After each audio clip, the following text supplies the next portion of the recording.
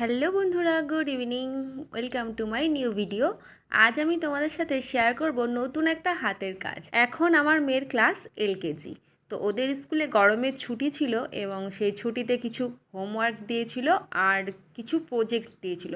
প্রজেক্টে বলা ছিল যে কিছু ওয়েস্ট মেটেরিয়াল দিয়ে কিছু একটা তৈরি করতে হবে, যেমন কি ওয়াল হ্যাঙ্গিং বা পেন স্ট্যান্ড, এরকম কিছু। কিন্তু একটা কথা ভেবে দেখো, আমার অতটুকু মেয়ে, এগুলো কি ওর পক্ষে বানানো সম্ভব? আসলে এই সব প্রজেক্টগুলো বাচ্চাদের না, মায়েদেরই হয়। আমরা যখন ছোট ছিলাম, স্কুলে যেতাম, অবশ্য সরকারি স্কুলে যেতাম, তো তখনও আমাদেরকেও হাতের কাজ করতে বলা হতো। আমরা তো মাটির তৈরি জিনিস করতাম, কত কিছু, শিল নোড়া, থালা ঘটি বাটি, কত কিছু, প্রদীপ। আর এখন এমন এমন কিছু হাতের কাজ দেয় বাচ্চাদের, যেটা বাচ্চাদের পক্ষে করাই সম্ভব না, তাদের মায়েদেরকেই করতে হয়।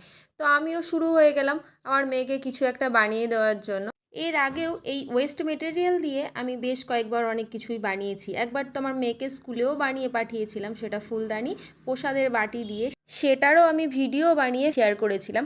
আর একবার তো আমি ফয়েল পেপার দিয়ে গয়না বানিয়েছিলাম, সেই ভিডিওটাও আমি ফেসবুকে শেয়ার করেছিলাম এবং আনএক্সপেক্টেড অনেকটা ভিউজও দিয়ে দিয়েছিল।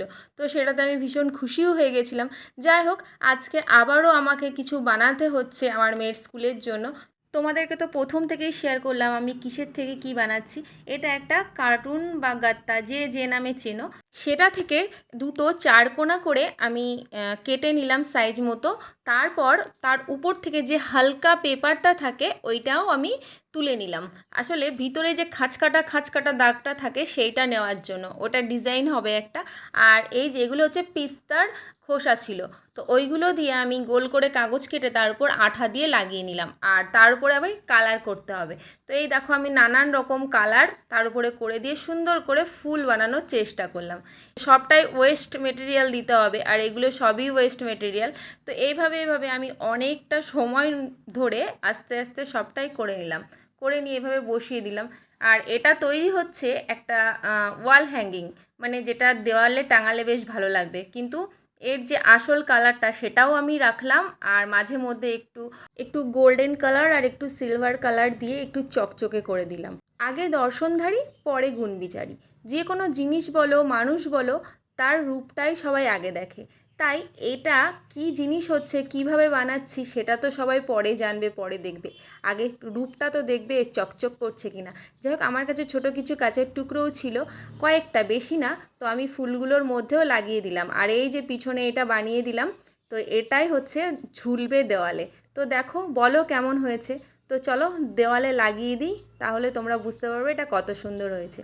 এই যে, আর আমি যে গোল মতো যেটা করেছি ট্যাঙ্গেল করে কেটে, ওইটার মধ্যে আমি দুটো ফুল রাখবো। আর অলরেডি আমার এই ফুল দুটো বানানো ছিল, আমি আজকে বানাইনি, তবে এ দুটো কাগজেরই তৈরি। তো এই যে লাগিয়ে দিলাম। এবার তোমরা আমাকে বলো আমার এই ওয়াল হ্যাঙ্গিংটা কেমন হয়েছে। আমি আগেও দুটো বানিয়েছি, এই দেখো এইটা একটা, এটাও ওয়েস্ট মেটেরিয়াল সবই। কারণ এটা হচ্ছে সেই বাজির তার থাকে, সেই তারের উপর ফুল দিয়ে বানানো। আর এই যে এটা দেখছো, এটা ডিমের খোসা, এইগুলো আমি বানিয়েছি। এগুলোর ভিডিও আর করা হয়নি, যখন বানাতাম তখন তো আমি এত ফেসবুকে কাজ করতাম না, ভিডিও বানাতাম না। যাই হোক, টাটা বাই বাই। কেমন হয়েছে অবশ্যই তোমরা আমাকে জানিও।